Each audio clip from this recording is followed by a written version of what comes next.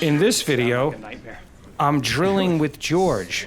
We're drilling takedowns to arm bars. I think this takedown is O-soto-gari. I could be wrong. O-soto-gari, as my Japanese wife just corrected me. O-soto-gari, with my heavy Brooklyn accent. So this is how we get warmed up at my school. We don't do warm-ups. He says, all right, guys, get warmed up, and then we kind of just do whatever we want. A lot of people warm up with takedowns. I'm warming up with the X-guard sweep to the arm bar. Just something I was thinking about on the way to class. I always try to get into a jiu-jitsu state of mind on the way to class, and I envision different moves. So there, that was an interesting triangle entry from George. He kicked the leg out. You always want to try to overextend your opponent when possible. So here I'm looking for a shin sweep. And that was the perfect example of sometimes you have to take your opponent in one direction to pull him in another. And then I finished with the ankle lock. I call it like the push-pull principle. There's always an answer. If I push him one way and I don't get the sweep, I could pull him the other and get a sweep in the different direction. He wasn't resisting just now, but he wasn't sure what I was doing. So I got under him and I got a sweep one way or the other. So there he did a butterfly sweep, I think to an Americana.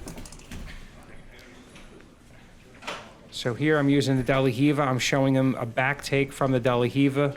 If you watch my channel, you've seen me take the back like this before, and that's my favorite collar choke.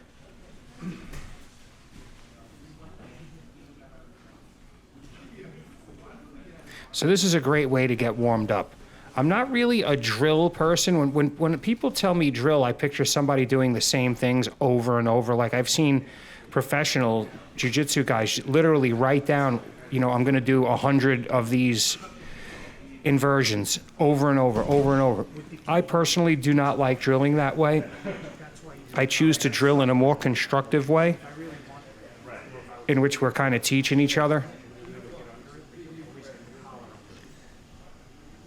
and trying different things. Something might remind me of something else, and then I'll try that. So here I'm explaining it's easier to pull the collar across the throat in gi rather than get your arm under the chin, because there's friction from your sleeve. So here, this is the O-soto-gari to the arm bar. Now I watched a tournament once, I forget the guy's name, but he comes out and he just does this move, bam, submits the guy in 5 seconds. And when he gets up, the guy that's doing the interview, he goes, that's all I know, he tells the guy. In other words, he's sharpened this one thing to such an edge that he catches, you know, professional world-class black belt in an O-soto-gari to the armbar. So ever since I seen that, it stuck with me. And over the years, it's finally percolated up through my brain where I want to try it on George today. Again, there's a lot of fundamental errors wrong with this throw. I'm not an expert judoka. But when he lands, I get the armbar and I'm pretty tight to him. If you notice, my butt doesn't fall away from his shoulder. See, I'm trying to teach this to him, but it's not as easy as it looks.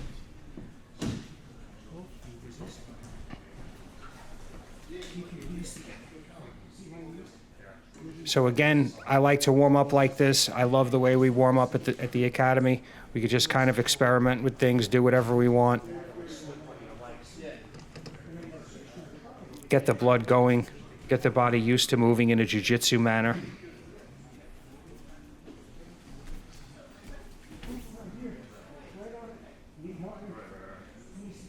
George and I have been working together since he started.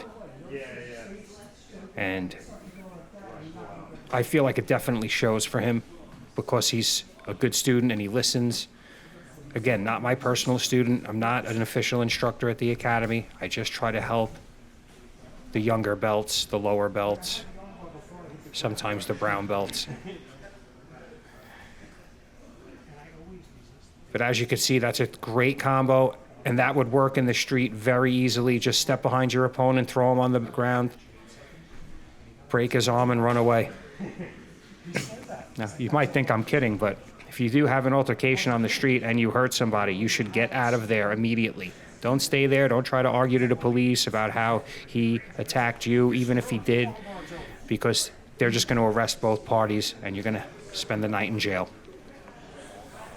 I witnessed a jiu-jitsu white belt choke someone out on Broadway in Manhattan once after the guy threw a punch at him, and he stayed around. I said, "You got to get out of here." And he hesitated. Sure enough, the cops pulled up, threw him in the car. I had to talk the police out of arresting him because I talked to the person he choked out and told him, "Listen, you got to tell them that you threw the first punch, not to arrest this guy." And he did, and they let him go. But it would have been easier if he just left after he defended himself. So here I'm demonstrating to get your opponent to start resisting. I've shown this before. So you want to pull on his arm. Marcelo does this. He pulls on the arm, and then when the guy's really pulling away, he shoots in for a takedown. Or an arm drag, as many jiu-jitsu-arios are familiar with.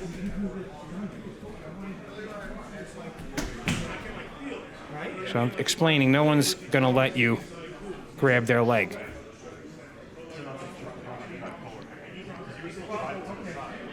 So if you pull them, again, the push-pull principle, I'm pulling them forward.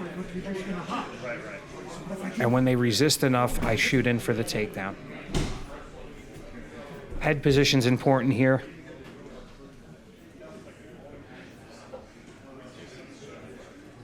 You don't want your head too low. You don't want your back bent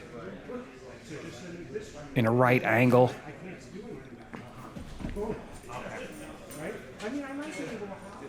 See, like right there, I could collar choke him. I could pull his collar across his throat, throw my leg over his head, and finish him.